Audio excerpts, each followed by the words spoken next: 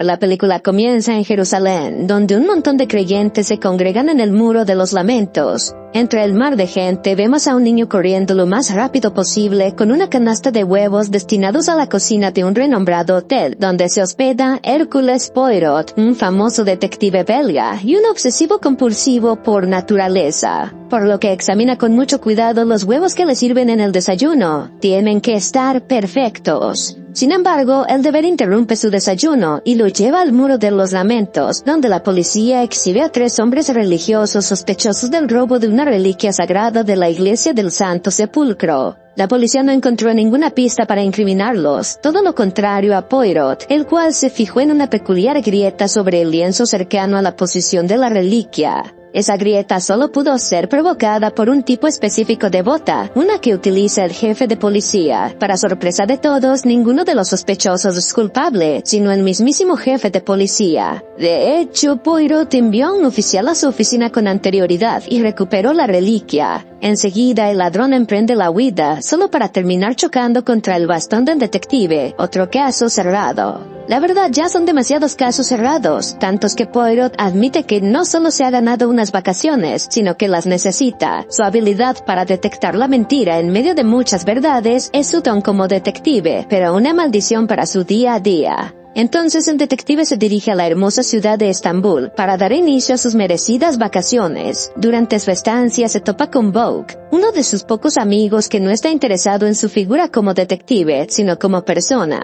Por tanto, Poirot lo invita a pasar el rato, pero Bogue se lamenta de que tiene asuntos de los que ocuparse, como el director del servicio de un lujoso tren llamado Orient Express. Justo entonces Poirot recibe la noticia de que lo necesitan en Londres para resolver otro caso, por lo que no tiene otra que anotarse en el Orient Express. Apenas sube al tren, el detective se tropieza con Caroline Hubbard, una mujer con fama de robar maridos. Por supuesto que trata de seducir a Poirot, aunque este solo quiere llegar a su cabina para descansar. En el camino se va topando con otros pasajeros que solo ve como compañeros de viaje. Ni siquiera él presiente la importancia que todos van a cobrar dentro de poco. Cuando el tren finalmente parte de la estación, el inescrupuloso empresario Edward Ratchet encuentra una carta de amenaza en su cabina. Más adelante, a la hora de comida de los pasajeros, Ratchet se sienta con el solitario Poirot y elogia su carrera detectivesca. Como buen detective, él deduce que los cumplidos preceden a una conversación de negocios. Entonces, Ratchet se presenta como un comerciante principalmente de arte. La cuestión es que muchas cosas de las que vende resultan ser falsas y por ello suele recibir amenazas. Sin embargo, no esperaba ser amenazado en el tren, así que desea contratar a Poirot como guardaespaldas hasta llegar a un lugar seguro. Como el detective no se toma en serio su oferta, Ratchet vuelve a explicarse de forma más clara con una pistola debajo de la servilleta. Lejos de intimidarse, Poirot deja claro que no defiende a criminales, mucho menos a un estafador. Esa noche, Poirot no logra conciliar el sueño debido a unos ruidos extraños provenientes del compartimiento de Ratchet. Este misterio tendrá que esperar, dado que el tren pasa por una montaña helada y una gran avalancha de nieve descarrila la locomotora. El aclamado Orient Express se ha quedado varado. Al amanecer, Bogue tranquiliza a los pasajeros y les asegura que debido a su tardanza, los encargados de la estación más cercana deben haber deducido su incidente y ya deberían estar en camino para ayudarlos. Hasta entonces, todos deben esperar pacientemente, lo cual no debería ser un problema, porque el tren está repleto de comodidades.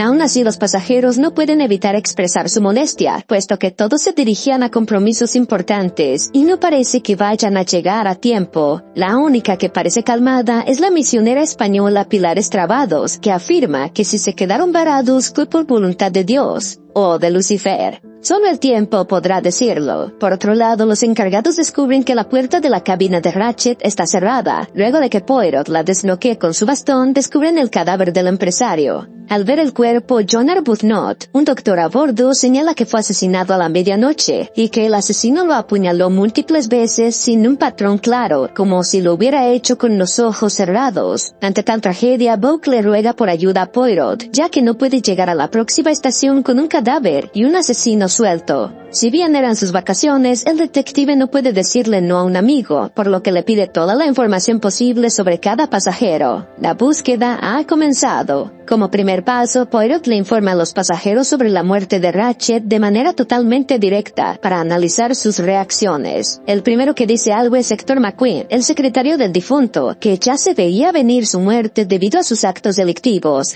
Sin embargo, no esperaba que fuese en este tren. Del resto nadie dice nada, así que Poirot les pide que se queden en el vagón del comedor, mientras lleva a cabo su investigación. El primer sospechoso naturalmente se trata del propio McQueen, aunque el detective lo descarta en poco tiempo, al ver que es un alcohólico. No podría haber cometido un asesinato sin que alguien escuchara. Al inspeccionar el cadáver de Ratched, Poirot encuentra su pistola justo debajo de la almohada. Entre tantas pistas, señala que todas fueron colocadas por conveniencia, y solo hay una de verdad, el cenicero donde yace el fragmento incinerado de una nota. Quizás fue el asesino, tratando de quemar la evidencia incriminatoria. Tras un pequeño experimento científico, Poirot revela la frase de la nota que dice: «La sangre de Ace en manos va a morir». Cabe destacar que está incompleta por la quemadura. Al ver esto, reconoce que siempre supo la verdadera identidad de Ratched, John Cassetti, un hombre conocido por su implicación con el infame caso Armstrong. Hace 12 años, una niña de buena familia llamada Daisy Armstrong fue secuestrada de su habitación y retenida a cambio de un rescate. Aunque la familia pagó el rescate, Daisy fue asesinada por su secuestrador, John Cassetti. El shock de su muerte causó que su madre Sonia sufriera un aborto mortal. Su padre, el coronel John Armstrong, solicitó la ayuda de Poirot, pero poco después no pudo con el dolor y se dio de baja. La sirviente de la familia, Susan, fue acusada de complicidad, lo que condujo a su arresto.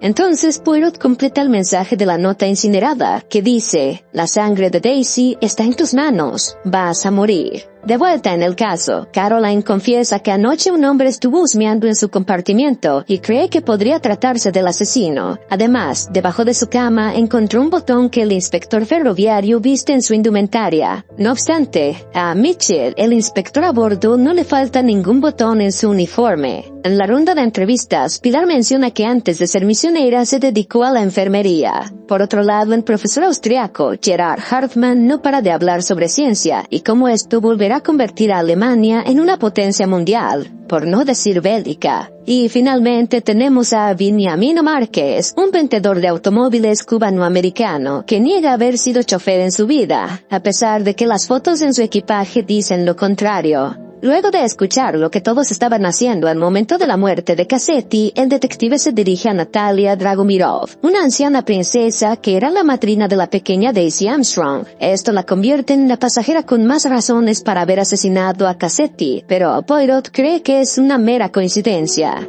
Dicho eso, habla en alemán con la criada de Natalia, Hildegarde Schmidt, y le muestra un pañuelo ensangrentado con la letra H, que fue hallado en la cabina de la víctima. Pese a que tiene la inicial de su nombre, Schmidt señala que es demasiado fino para alguien de su estatus. Luego ella menciona que anoche un inspector la guió a su cabina, aunque no se trataba de Mitchell y no hay otro inspector a bordo. En su búsqueda, el detective encuentra el uniforme de impostor con un botón faltante en la cabina de Schmidt, además de las llaves de los compartimientos. No significa que ella sea la culpable, sino que el asesino está jugando con ellos. En eso, el detective se da cuenta de que el uniforme huele a alcohol. McQueen, en cuanto se dirige a su cabina, observa al secretario abandonando el tren. Luego de una intensa persecución en la que Poirot demostró que la edad es solo un número, el sospechoso es devuelto al tren, donde descubren que ha estado quemando las cuentas del difunto Cassetti. Si bien McQueen admite esta parte, niega rotundamente haber asesinado al empresario. ¿Por qué mataría a su gallina de los huevos de oro? John se cuela en el interrogatorio y señala que estuvo bebiendo con McQueen hasta altas horas de la noche. Aprovechando la ocasión, el detective interroga rápidamente al doctor y se entera de que en el pasado sirvió en el ejército como francotirador. Sin embargo, nunca cruzó caminos con el coronel Armstrong. Volviendo con McQueen, este se ve presionado para hablar de su padre, el fiscal de distrito encargado del caso Armstrong, que debido a la presión mediática tuvo que culpar injustamente a Susan, la criada de la familia que tenía una coartada débil. Para cuando las autoridades descubrieron que el verdadero culpable fue Cassetti, Susan ya se había dado de baja en prisión. Debido a esto, el padre de McQueen fue destrozado públicamente, lo que le da una razón a su hijo para vengarse de Cassetti. Justo entonces, un grito desgarrador toma por sorpresa a los pasajeros. Se trata de Caroline, quien fue apuñalada por la espalda. Pese a que sobrevive al incidente, no logró ver claramente a su agresor. Ante esto, el detective deduce que el asesino quería deshacerse del arma homicida, un cuchillo. Entonces se dirige al compartimiento de la condesa Andrengi y después de una rápida inspección descubre que su verdadero nombre es Helena y que es la hermana de Sonia Armstrong. Al parecer, cada pasajero del Orient Express está relacionado de una u otra forma con la familia Armstrong y en consecuencia con su trágico desenlace. Más adelante, Poirot se da cuenta de que Gerard no es austriaco ni profesor, ya que mencionó una palabra sin el acento adecuado. Sin otra opción, el hombre se revela como Cyrus Bethman, un inspector estadounidense contratado por Cassetti, como sus ojos en el tren. El sujeto del próximo interrogatorio es Mary Debenham, una institutriz que según la evidencia del detective trabajó para la familia Armstrong. Más allá de esto, se atreve a acusarla como la asesina de Cassetti, afirmando que con eso no solo vengaría a la pequeña Daisy, sino que le levantaría el ánimo a Elena. La única respuesta de Mary es que Cassetti se merecía lo que le pasó. Cuando Poirot se dispone a arrestarla, John le dispara en el brazo y se señala como el verdadero asesino de Cassetti. Según él, el coronel Armstrong fue su superior en el ejército. Luego de la muerte de Daisy, John conoció a Mary y su dolor mutuo los hizo enamorarse. Por esta razón, idearon un plan para entregar a Cassetti a la justicia, pero John no se resistió a matarlo. Es lo que merecía. Dicho eso, John se lanza a matar a su único cabo suelto, Poirot. Justo entonces, el tren se tambalea y Boak llega a tiempo para defender a su amigo. Si bien los mecánicos ya han terminado de reparar la locomotora, el detective les deja claro que el tren no se va a mover hasta que él revele al asesino. Con todos los pasajeros sentados en el túnel, Poirot aclama que John no tenía intención de matarlo, pues un francotirador como él no acertaría en el brazo a tan corta distancia. No es un asesino, así como el resto de pasajeros, y aún así, uno de ellos en verdad lo es. De eso se trata. Dicho eso, el detective menciona dos teorías sobre cómo murió Cassetti. La primera es simple. Un sicario enviado por los enemigos de Cassetti disfrazado de inspector ferroviario se subió al tren en una parada anterior, asesinó a su objetivo y huyó cuando el tren partió. No obstante, en esta teoría hay muchas cosas que no encajan, por lo que opta por la segunda, mucho más compleja que la primera. Como cada sospechoso está conectado con los Armstrong de alguna manera, todos tenían un motivo contra Cassetti. En eso señala que el pañuelo ensangrentado con la letra H le pertenece a Natalia, dado que en el alfabeto ruso esa letra se pronuncia como N. Asimismo, antes de ser la criada de la princesa, Smith era la cocinera de los Armstrong, así como Pilar era la nana de Daisy, y Mark es el chofer de la familia.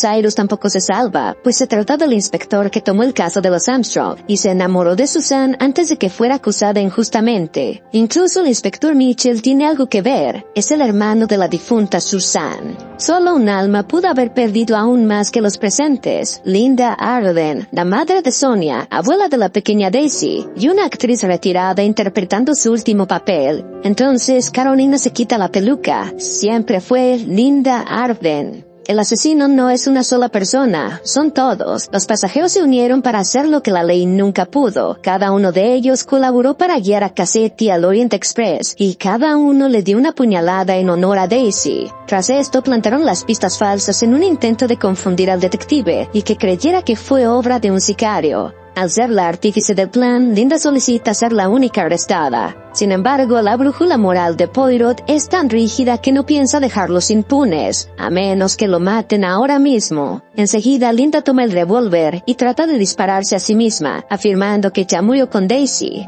Sorpresa, el arma no tenía balas. Hasta este momento, Hércules Poirot creía que existía el mal y el bien, y no había nada en medio. Bueno, la reacción de los pasajeros a la casi autoejecución de Linda le hizo ver que no eran asesinos, sino almas destrozadas por la venganza y el odio. Con el tren de nuevo en marcha, Poirot concluye que la justicia es imposible en este caso, ya que Cassetti merecía la muerte, y ninguno de ellos merece ir a la cárcel. Por primera vez en su carrera, tendrá que vivir con una mentira. Al llegar a la próxima estación, le presenta la teoría del sicario a la policía yugoslava, quienes la aceptan sin problemas. Antes de abandonar el Orient Express, Poirot les desea a los pasajeros que encuentren la paz interior que sane sus almas destrozadas, incluyendo la suya. Apenas baja del tren, un oficial le pide que investigue un caso más importante que el de Londres. Hubo un homicidio en el río Nilo. Definitivamente este hombre jamás tendrá vacaciones. Y aquí acaba la historia. Recuerda dejar tu like, suscribirte si te gustó el video y no olvides activar la campanita para ver más películas así.